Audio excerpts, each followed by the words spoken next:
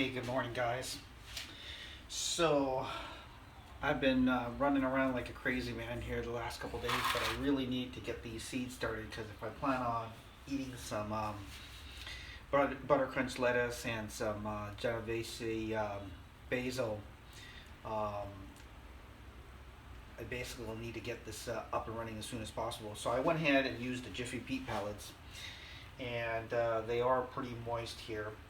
Um, Not too moist, but not overly moist, but pretty good here. So what I'm going to do is I'll go ahead and just work on this pack here. And I have these Genovese seeds. I don't actually need this toothpick today. I mean, these seeds are kind of small, but let's just go ahead and put them in my hand. And I'll put at least two, probably three. Actually, I do. Maybe I will need a toothpick here. So the goal here is to at least put two in each of the pods.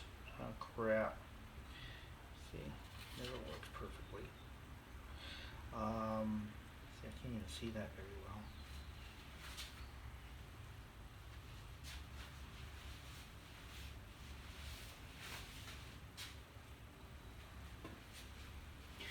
So I'm going to go ahead and put two of these pods into each Jiffy Peat pellet and stick it in there.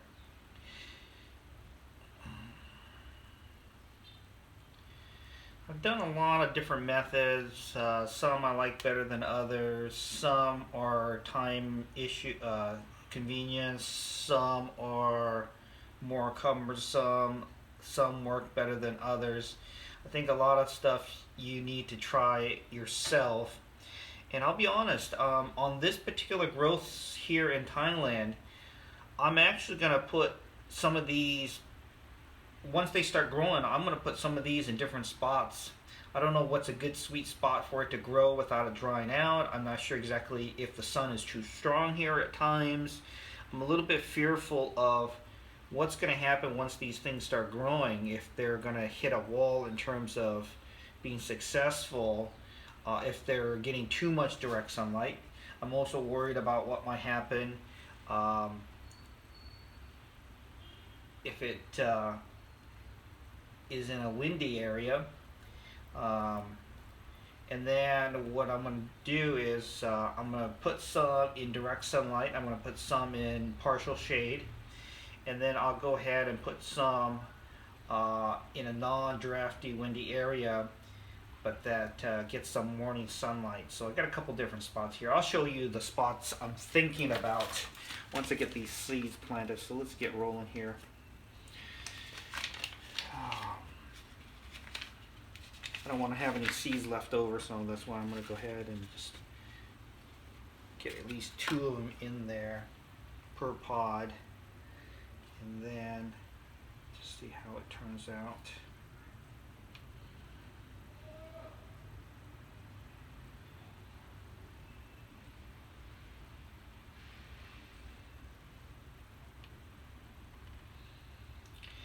And just FYI, I'm on the 13th floor, and so we get a pretty darn good breeze through here sometimes. And then other times, you know, of course, we get no wind at all, and it's just dead up here. But do get quite a bit of breeze here up here, so you got to be monitoring what kind of container and how these things are growing, because these pods could easily dry out on you.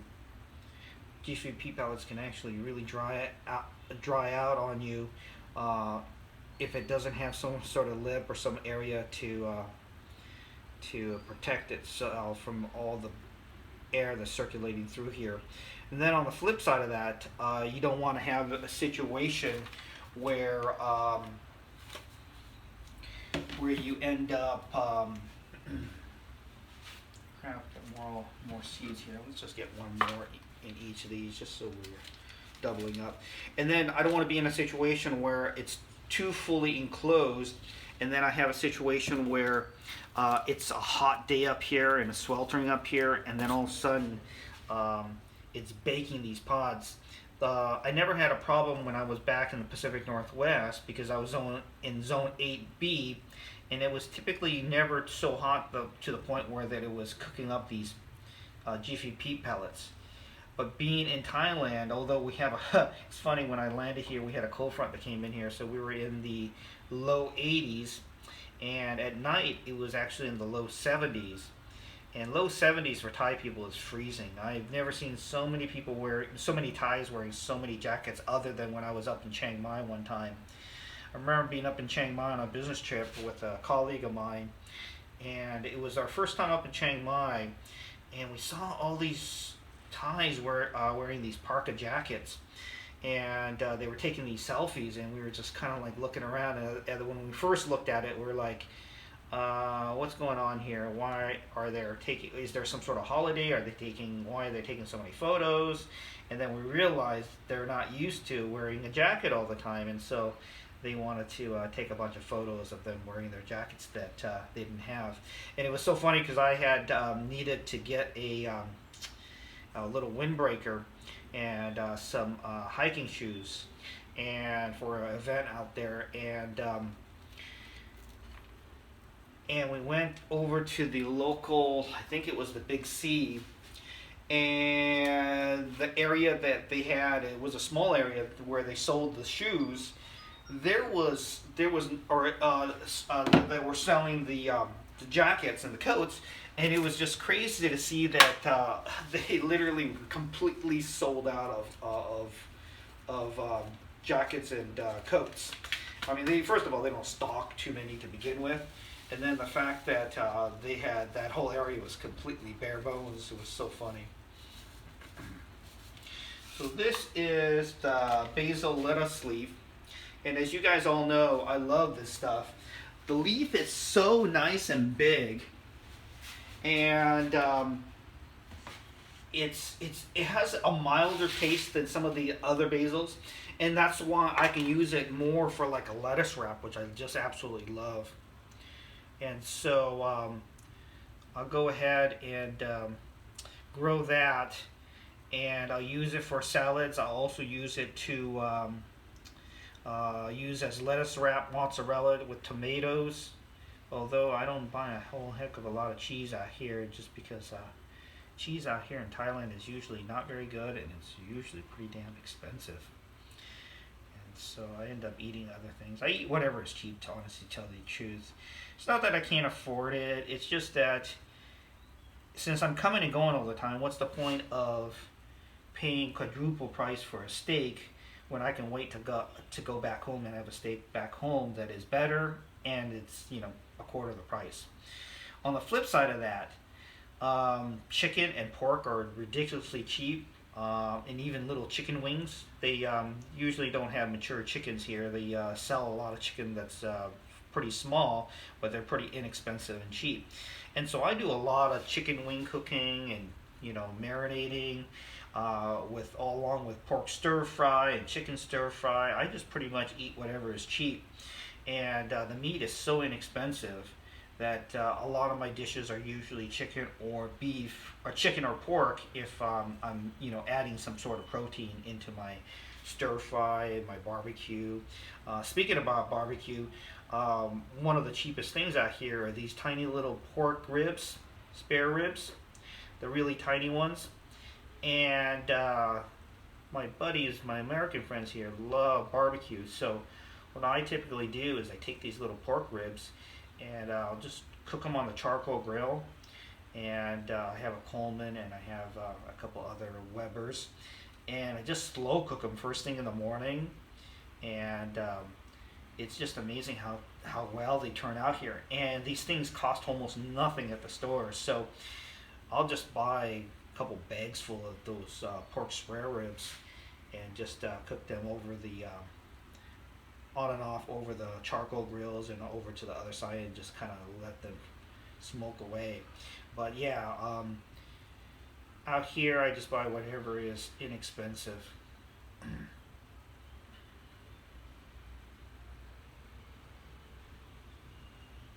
as I'm doing this, it feels like these pods have actually dried out a little bit. It's kind of weird. I mean, this one here is pretty moist, but the other ones, yeah, it's just funny how it's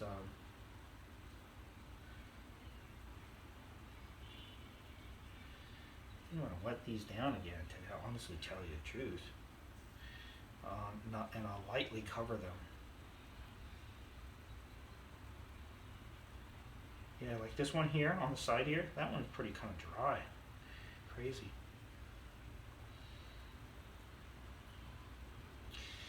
And for some reason, if these things don't sprout, I'm honestly probably not going to do it again, just because I don't have a lot of time here for these to grow. I really, could have planted this yesterday, but I was lazy.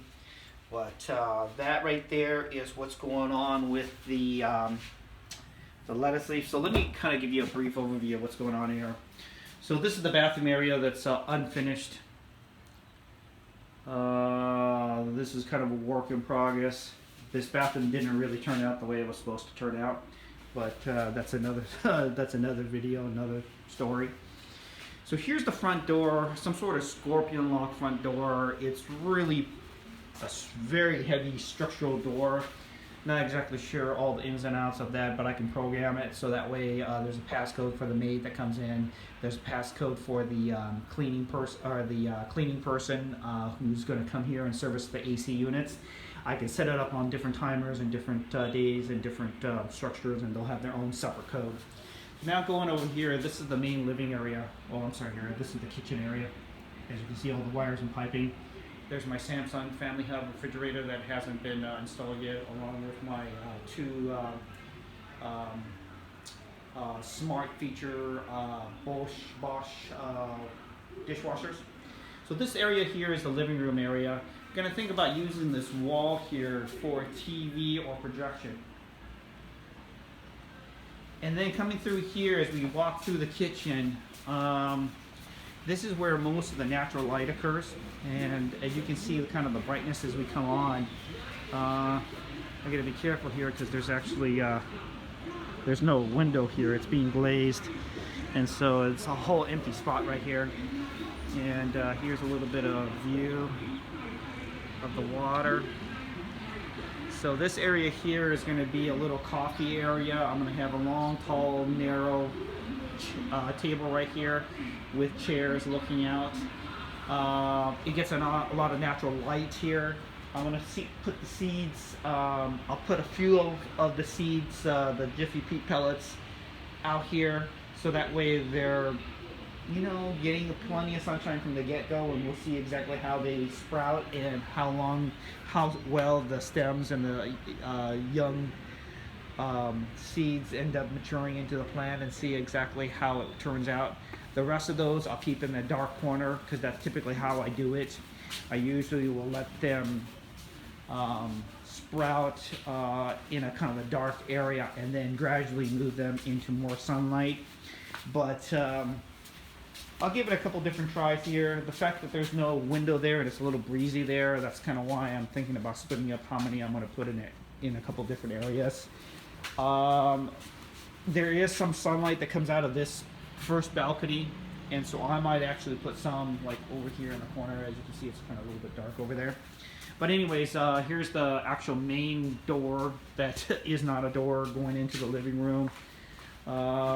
Behind me is is another balcony, but over here is the bedroom itself.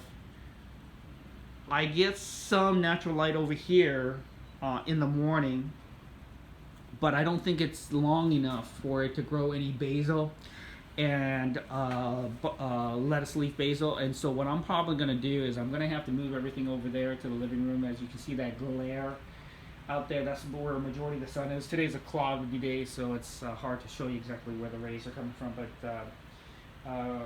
believe me when I say that it's coming from over there in that corner. So what I'll do is I'll move the trays. Half of them will I'll keep over probably down here in this corner, and the other half I'll go ahead and move over to where I get the most sunshine for most of the day. And even today, with a really cloudy day, it's making me squint because it's still always so bright out here, and so the glare is pretty strong here. And so on a sunny day, there's going to be a lot of sunshine coming through here, and I'll see exactly how well the basil leaf grows with it getting direct sunlight. But that's a little bit about planting the lettuce leaf basil and the Genovese basil. I'll be back in touch once the buckets and the perlite come. So I ordered some on Lazada, which is a little bit better version of Alibaba. I went ahead and purchased a 5-gallon bucket, and now that I think about it, I probably should grab a second one so I can go ahead and mix solution in another one. I bought 2 different kinds of solution because I didn't want to try to import that through my suitcases going through a couple different countries. But I did order a couple different brands, and I'll have, once they get here, I'll ask my Thai buddies exactly how to translate and see if this is going to work. And then I also bought the perlite. I already have the paint strainer bags and everything that I brought over here, so those are good to go.